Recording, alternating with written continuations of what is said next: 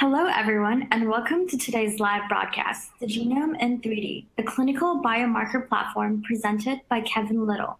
He is the Chief Scientific Officer at 3D Signatures Incorporation. I am Marjorie Torres of LabRoots, and I will be your moderator for today's event. We are delighted to bring you this educational web seminar presented by LabRoots. LabRoots is the leading scientific social networking website and producer of educational virtual events and webinars. Before we begin, I would like to remind everyone that this event is interactive. We encourage you to participate by submitting as many questions as you want at any time you want during the presentation. Just click on the Ask a Question box located on the far left of your screen and type your questions into the drop-down box that appears on the screen. We'll answer as many of your questions as we have time for at the end of the presentation. If you have trouble seeing or hearing the presentation, please click on the Help Desk button located in the promotional board at the bottom or center of your screen, or use the Ask a Question box to let us know that you're having a problem. This presentation is educational and thus offers continuing education credits. Please click on the Continuing Education Credits tab located in the top right corner of the presentation window and follow the process to obtain your credits. Please join me in welcoming Dr. Kevin Little. I will now turn the presentation over to him. Thank you very much, and I'd like to just say thank you to LabRoots for inviting me to speak at this molecular diagnostics event. It really is a pretty fascinating opportunity to be delivering this kind of material through a new portal, because I think a lot of what I'd like to introduce to people today is this idea of the adoption of new technologies into what we're doing, particularly bringing some fundamental biology into clinical practice. So on that note, thanks everyone for joining today. I'll just quickly provide a little bit of the disclosures here. As mentioned, I am the Chief Scientific Officer of 3D Signatures. I'm also an independent consultant with my own consultancy, but primarily what I'm going to do today is try and speak a little bit to some fundamentals in biology as opposed to anything with a deliberately corporate bent to it. And so what I would really like folks to be able to take away from this today is maybe just an appreciation for the fact that I think we're on the cusp of beginning to appreciate some new approaches to health in terms of what we've traditionally thought about as genomics. Really, what I'm going to spend this time talking about is probably some more fundamental historical aspects to just giving a understanding of the basic biology between genetics and the genome, and how I think that's going to lead into some really exciting opportunities for not just my company, but for a whole range of different types of approaches to new clinical action. And so bear with me a little bit in that it might get a little bit textbookish at times, but what I'm going to try and do is introduce some concepts that I think make it as far as just how far we've come in terms of the biology and the genome. And in saying that, really it's this difference between the traditional kind of static two-dimensional view we have towards genomics versus what really is much more of a dynamic movement through 3 dimensions. And I use a good analogy if you think about a microscope image of a slide versus, or of a cell rather, on a slide versus being able to delve into a living organism. You're really getting a bit of this analogy like looking down from a satellite view on a Tesla factory. It's a very different understanding you get from that 2-dimensional map view than if you were actually inside the living, breathing, where you have all sorts of different channels and products and the movement of materials in and out through corridors, and that's a dynamic process that takes place over time. That's really what I'm trying to introduce as being a relevant concept in medicine that, to be honest, I think a lot of us are either ignoring or really being negligent in bringing into the important clinical practices that we need to. I'll start just briefly talking about genomics, because I think it's been a pretty powerful buzzword over the last, 18 years now. For those folks who've been around long enough to remember, in 2000, there was a lot of fanfare around the announcement that the human genome had been sequenced, and that these two sort of competing, collaborating groups meeting up at the White House to announce this real landmark event in the application of human technology to cracking the code. And this led to a whole number of different types of analysis and what was meant to be an entirely new way of treating disease.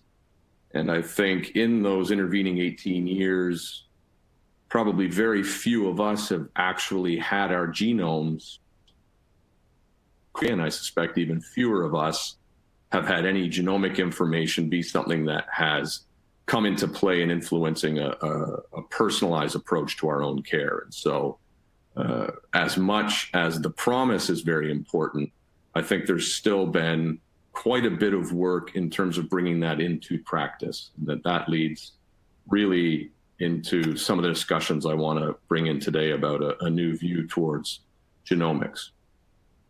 So what I mentioned about it being a little textbooky, if you bear with me, I think part of that approach to genomics and health really comes from a historical view that a number of groups, even as far back as the mid-1800s with Gregor Mendel, beginning to look at trying to identify the underlying basis for inheritance, the inheritance of characteristics. And Mendel and others really looked at organisms and tried to identify and even predict how traits could be inherited. So Mendel was crossing pea plants and was able to predict what would happen in subsequent generations, even though he didn't have an understanding of the cause of that inheritance. Others, such as Bovary, really then began to look at that more not at the organism level, but at the cellular level, and were able to identify that there are molecules within a cell that seem to move in association with changes in how a cell behaves, how cells differentiate from earlier stages into more specialized states, and even in the progression into disease. So when groups such as Muller's and beginning to see that could lead to the onset of cancer, there was some understanding that there was a mechanism underneath there that was leading to this inheritance of the mutation. Barbara McClintock began to look at how genetic elements could be recombined within maize plants.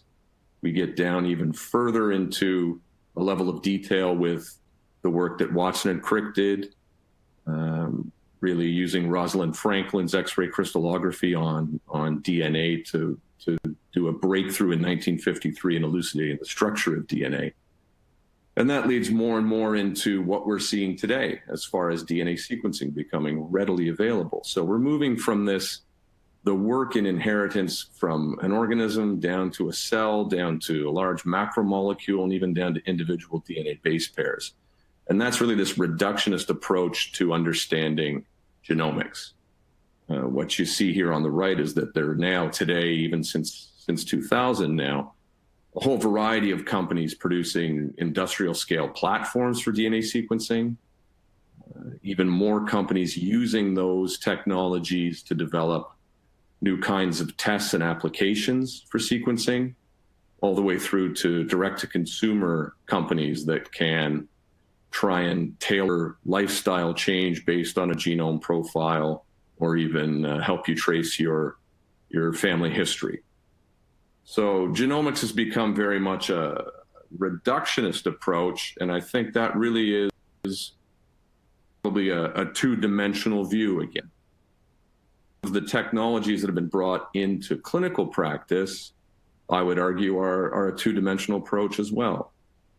Traditionally, cytogenetics and karyotyping will look at chromosomal aberrations, large rearrangements in individual chromosomes or changes in copy numbers of chromosomes. There are array technologies that will look at changes in the levels of expression of genes or copy numbers in genes, and the DNA sequencing technologies that have evolved from the early Sanger labeling methods all the way through to some of those technologies I mentioned earlier.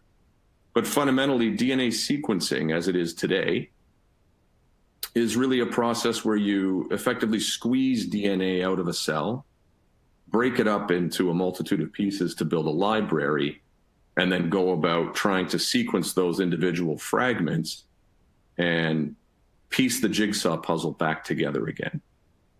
And that, in my view, really avoids looking at some of the importance of the biology and the dimensions. So before I get into talking about three-dimensional biology in a nucleus, I'll briefly remind those folks who haven't been in a genetics class for a while of this central dogma of molecular biology, which basically says you have DNA, RNA, and proteins. DNA being the double-stranded blueprint molecule inside the nucleus that undergoes a process to copy itself, replication, before a cell will divide.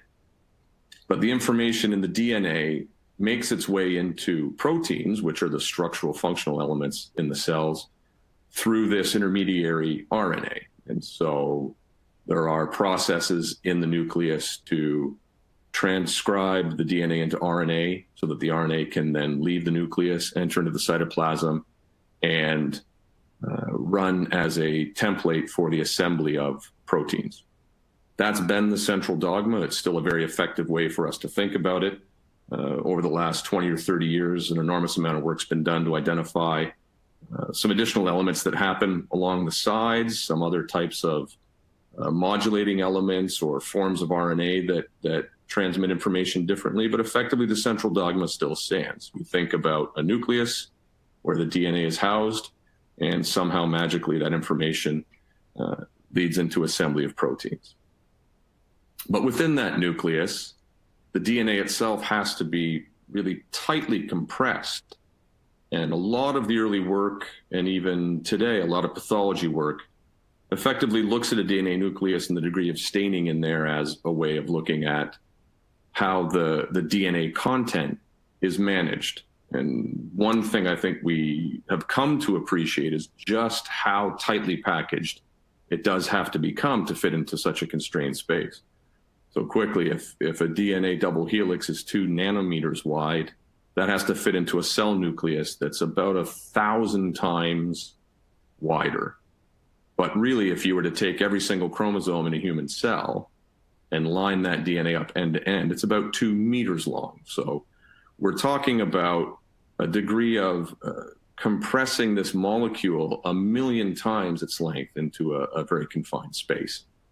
So packaging DNA becomes something that I think we oftentimes forget in the sequencing world can have a pretty significant effect on what goes on as far as the gene expression. And so a cell spends most of its time in a phase called interphase. We often think of chromosomes in DNA as these nice tight little X's that you saw in the previous slide, these metaphases. But in fact, the DNA isn't active in that. That's the suitcase into which DNA is packaged so that the cell can divide. But really the active phase of a cell is interphase.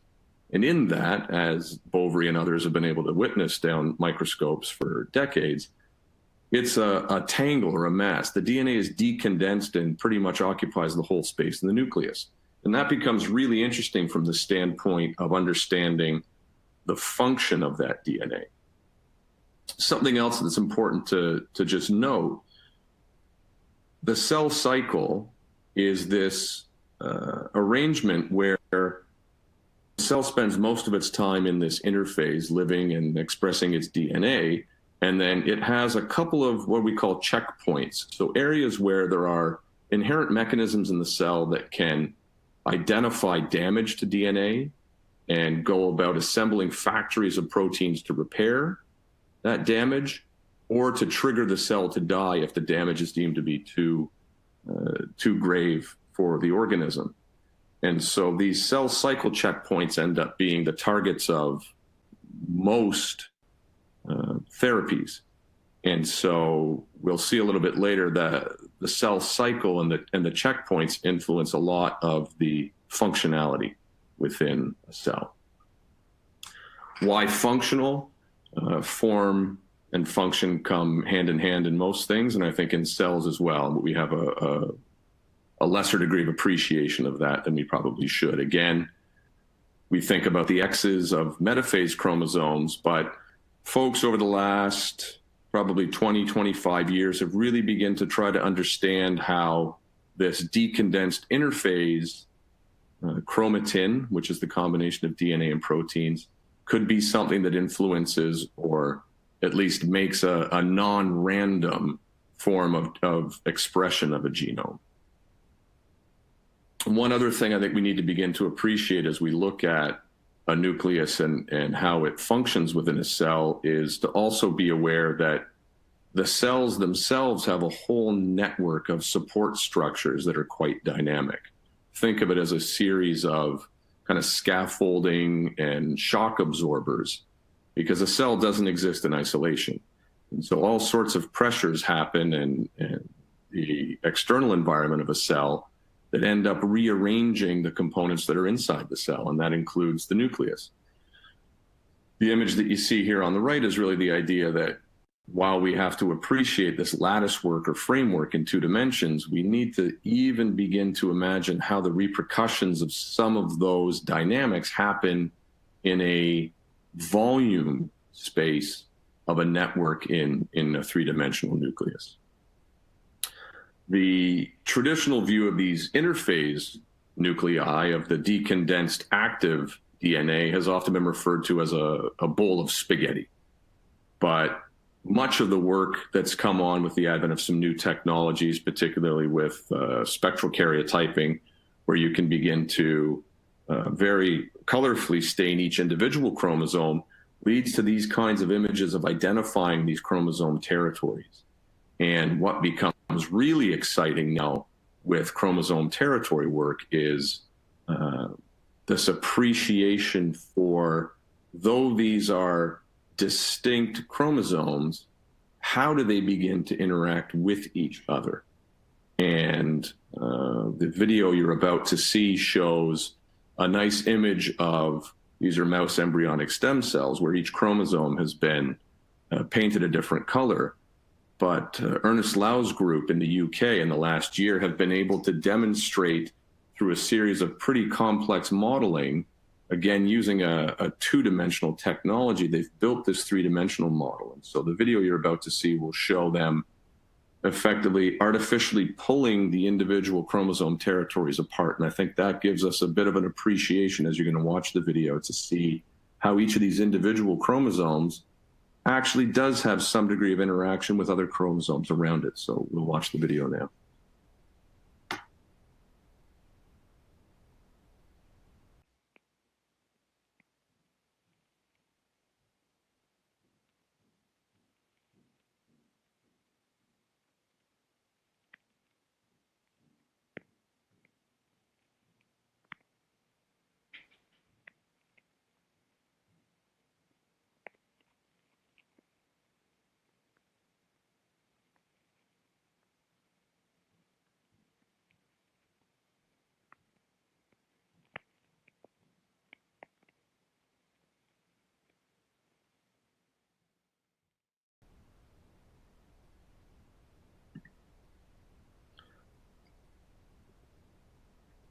And so this idea of chromosome territories being areas that can actually interact really has led to some pretty fundamental work in understanding exactly how the structure influences the function and vice versa. And I mentioned earlier these chromosome territories and the interaction.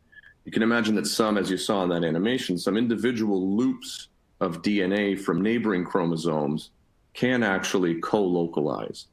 And that's become some pretty fundamental work that's gone on in the last 15 or so years by a few groups that have begun to map out some of these interactions. The reason why we say they're functionally important is because what's been identified through groups such as Wendy Bickmore, Tom Mastelli, Thomas Kremer, they've really done some fantastic work in showing how the functional aspects in the cell cycle, when DNA becomes replicated, when it is transcribed into RNA, or when it is repaired, the protein machinery that's required to do those things has to gain access to the DNA. And that's why it's happening in a decondensed interphase nucleus. But those protein machines assemble into effectively factories or aggregates where loops of DNA from neighboring cells are all kind of brought together into this one cluster. It's really a cell has figured out the Industrial Revolution long before we did. It managed to very efficiently do all of these biological processes it needed by bringing a number of areas of chromosomes together in one area. Now, that can, of course, lead to a few problems, as you can imagine, if all of this DNA is undergoing functions such as replication, transcription, repair. One of the other interesting things that Ernst Lau's group has been able to show with this same modeling technique is, I think, for the first time, a really wonderful 3D visualization that gets us to understand not only how these chromosome territories can overlap each other, but as you'll see in this next video, the difference between the areas that are expressed and not expressed. The work over several decades showing changes in gene expression in two-dimensional images often suggested that certain genes more towards the periphery of a nucleus would be silenced.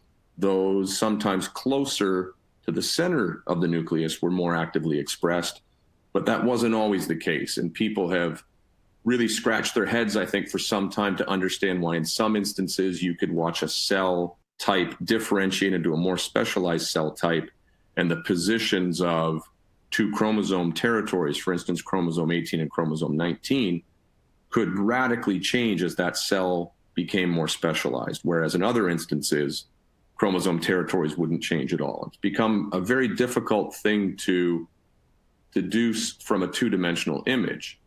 What we begin to appreciate here in the animations that Ernst Lau's group shows us is the silenced areas associated with the nuclear lamin or the periphery are the yellowish areas, whereas in blue, it's the more active areas. And as you watch the video and you watch these territories be kind of artificially pulled apart, we begin to appreciate how this is a whole network of channels. It's almost a block of Swiss cheese, if you can imagine, with a number of access points so that the protein machinery, the RNA transcripts can flow through pores in the membrane of the nucleus through different levels and depths to penetrate the areas that are needed for the replication, transcription, or repair of DNA. So just watch that video now, please.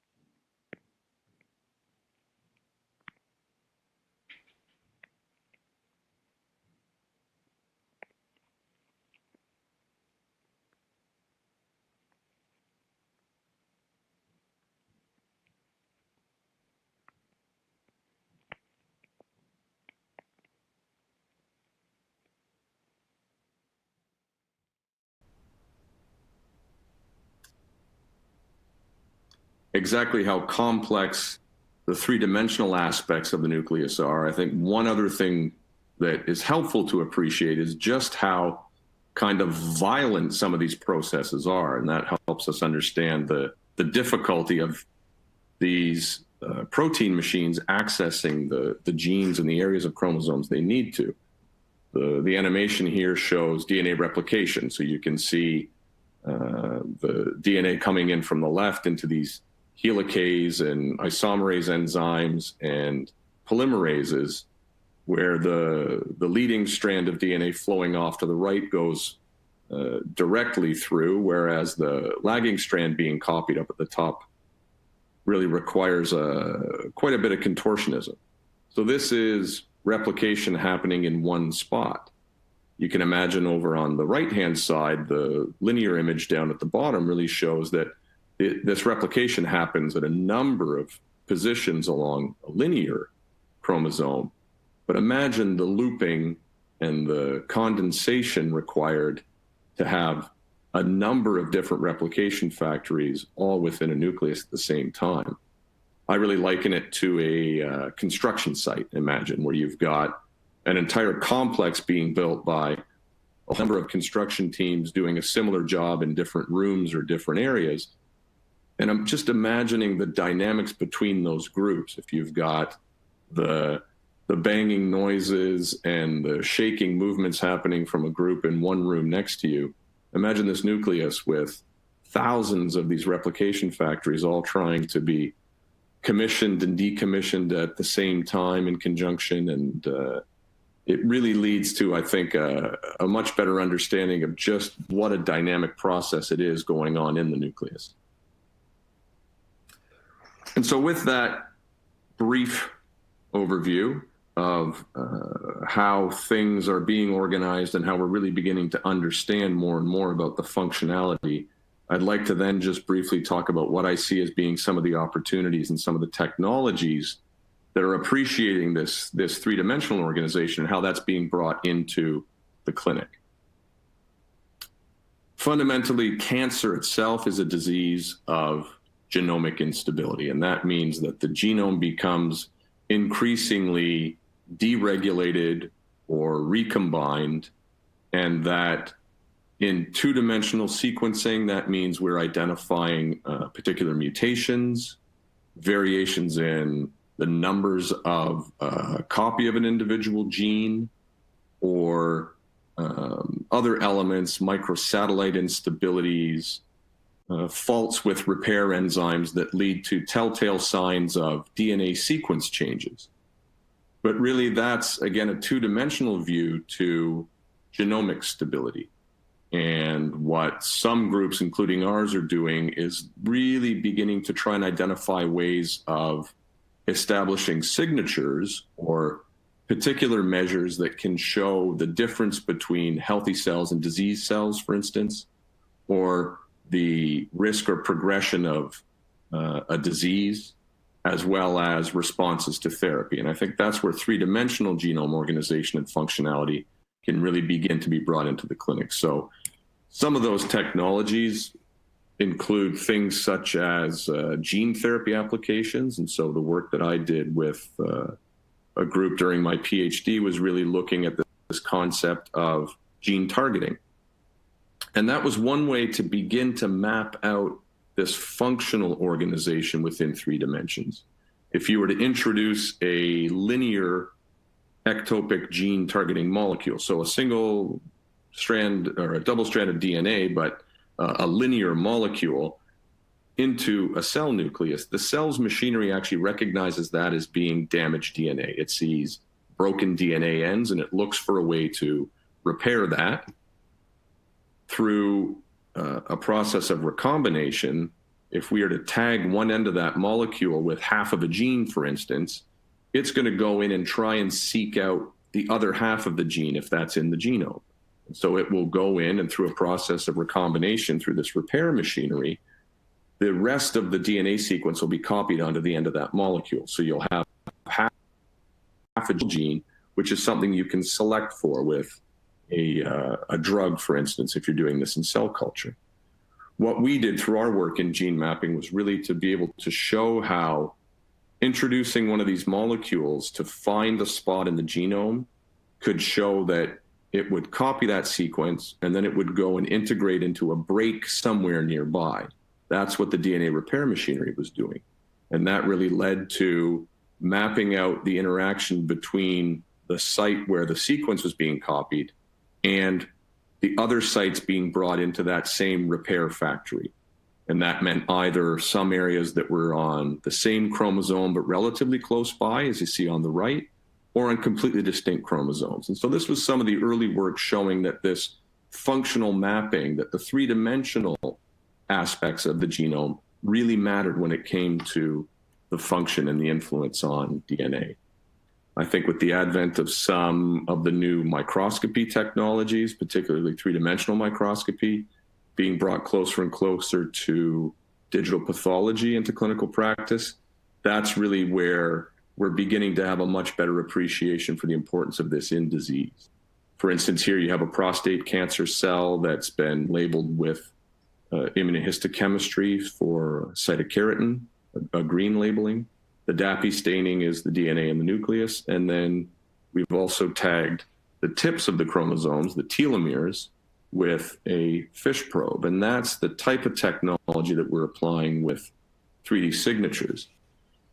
Telomeres are these, you can think of them often as the plastic caps on the ends of your shoelaces that stop your shoelace from fraying and unwinding. And effectively, that's what a telomere is a sequence of repeated DNA that makes sure the cell doesn't recognize a chromosome as a broken end that needs to be repaired.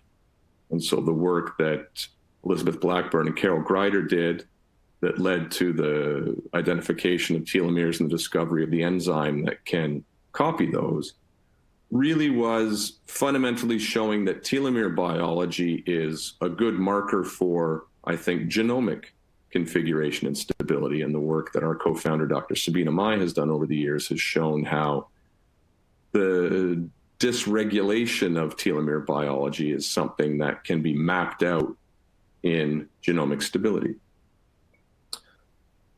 We've begun to look at profiling cells by comparing the position, the content of telomeres as a proxy for the overall position and content of the genome in 3 dimensions. And so we do that through 3D microscopy, but also through software analytics.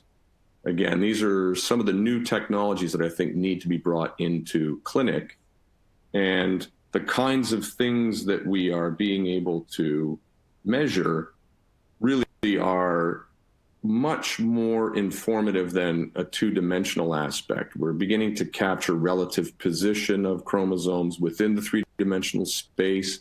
And even if you begin to think about the position of all of the telomeric signals in a nucleus, the degree to which those are compressed or expanded actually becomes a sign for how quickly cells are dividing. And so this really begins to lead into some of the major indices and indicators of cancer. Where does that lead us next is really where I want to finish. And I think this idea that the 3D biology that I've tried to outline a little bit today really is neglected in the kinds of testing that's going on and the kinds of thinking that we're doing with sequencing. More so, genomics is a field that, despite the technology being something that's been readily available for a long time with 2D sequencing, the barriers to adoption of that in medicine are much more than technological barriers. And as we branch into this new area of appreciating the importance of 3-dimensional biology, I think we can probably leapfrog some of the challenges that 2D sequencing has had by addressing some of those barriers to adoption. I had a very interesting conversation with a colleague just today, looking at some of these whole genome sequencing initiatives that have gone on in a number of countries in the last few years. The UK, the US, and Canada has one as well. And what they're finding is that even though the cost of sequencing a whole genome is down to, let's say, $1,000, and even some people project down to about $100 in the next couple of years, we can gain access to someone's entire genome sequence. But what are the costs of making that actionable information? And so anecdotally, my colleague was referring to one of these whole genome sequencing projects where they just had some very interesting information, both in cost as well as in actionable. Some of the sequence mutations that they were finding in people, they expected these people should have the telltale signs of diseases that have been associated with these mutations. And lo and behold, these people are fine. So the 2-dimensional sequence mutations there, but the people don't have the disease that they're expected to have. And likewise, it might cost $1,000 to sequence a genome, but the cost of implementing that into the care system, the number of professionals that need to be consulted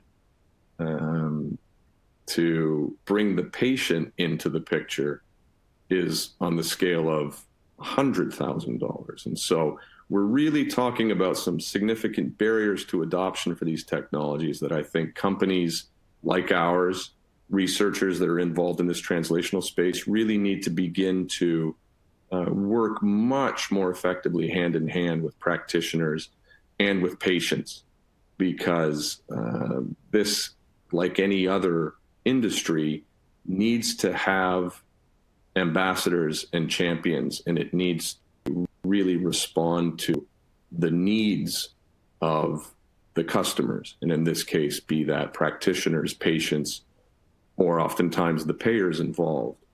We need to make sure that these technologies are being applied in ways that are really going to be useful, and it's going to require concerted effort, I think, by a whole network of people.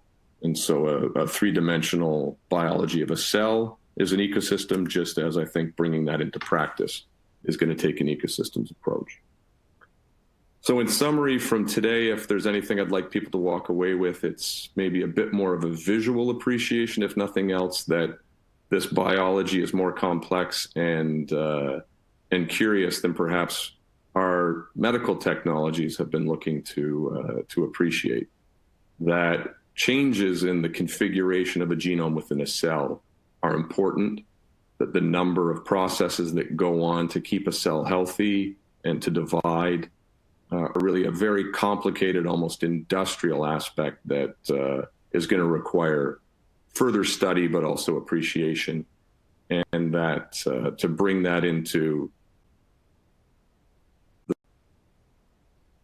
the future, I think some new partnering approaches. So with that, I'll just thank the group that I work with day in, day out, who do a tremendous job at trying to bring this concept into clinical practice.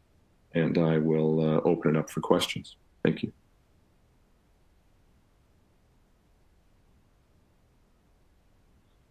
Thank you, Dr. Kevin Little, for that informative presentation. We will now start the live Q&A portion of the webinar. If you have a question you'd like to ask, please do so now. Just click on the Ask a Question drop-down box located on the far left of your presentation window. Type your questions into the box that appears on your screen and click the Send button. We'll answer as many of your questions as we have time for. Let's get started. Our first question is, does this technology compete with or complement genomic sequencing tests? So I'm probably either wise enough or wizened enough to say, I think complement is probably the way to go. Sequencing has been a fantastic achievement, and I don't mean to diminish that in any way, shape, or form. It really is going to, I think, just be increasingly important as complementary information to help clinicians make decisions. And I see the three-dimensional appreciation of this as being something that can also assist.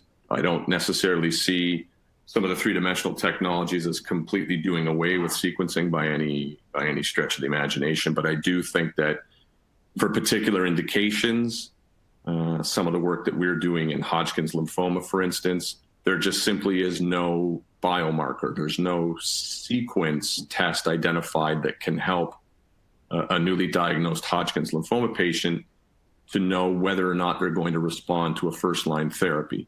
Whereas being able to appreciate some of the three-dimensional genomic aspects to it leads to a test that's a piece of information that complements sequencing to some effect, maybe replaces sequencing in others, but really is there as a tool for clinicians. And I think with each application of technologies like ours, we're seeing that there's room for complementarity. Thank you. Our next question is, what are some of the challenges to making this technology available to clinicians and patients? That's why, as I sort of alluded to, I think a lot of the barriers to adoption are very much around primarily awareness. So something like today is an attempt to begin to introduce this concept, to get people to start to appreciate the complexity of genomics in more than just a two-dimensional linear sequence. There's been a wealth of information out there about sequencing and about genomics for quite some time. I think most clinicians being trained today have a very strong appreciation for that. I think even the general public has a significantly different level of education and understanding of DNA and of the genome, thanks to some of these direct-to-consumer companies like 23andMe. So I see it largely as education, outreach, really trying to get people to understand how these things can be important. It's up to us to help people understand how it can be relevant. So I think outreach and this ecosystems approach are going to be crucial. I would like to once again thank Dr. Kevin Little for his presentation. I would also like to thank LabRoots for making today's educational webcast possible. Before we go, I want to let everyone know that today's webcast will be available for on-demand viewing through July of 2018. You will receive an email from LabRoots letting you know when this webcast will be available for replay. Please share that announcement with your colleagues who may have missed today's live event.